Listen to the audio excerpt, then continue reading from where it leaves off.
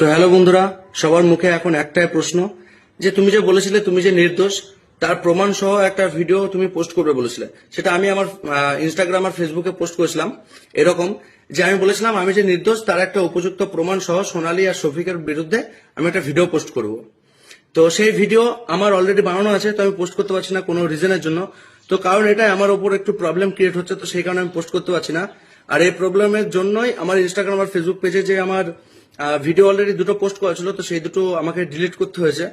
তো যাই হোক, যদি প্রয়োজন পড়ে, যদি দেখি যে আর প্রবলেম কোনো রকম ক্রিয়েট হচ্ছে না আমার উপরে, তো যদি প্রয়োজন পড়ে তাহলে আমি অবশ্যই সেই ভিডিও আপলোড দেবো, তোমাদেরকে দেখাবো যে দোষী কে আর আমি যে নির্দোষ সেটা আমি প্রমাণ করে তোমাদেরকে দেখাবো।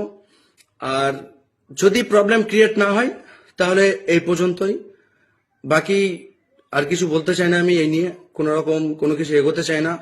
প্রচুর পরিমাণে প্রবলেমে পড়তে হচ্ছে আমাকে, আমার ফ্যামিলিকে। তো আমি এই নিয়ে কোনো রকম কথা বলতে চাই না। যাই হোক, তোমরা যেটা ভালো বুঝবে এরপরে তোমরা সেটা, মানে আমি কিছু বলতে চাই না এই নিয়ে আর। আর আর যদি কিছু জানার থাকে তাহলে তোমরা আমার কমেন্ট বক্সে কমেন্ট করো, জানাও, আমি রিপ্লাই দেওয়ার চেষ্টা করব সবাইকে।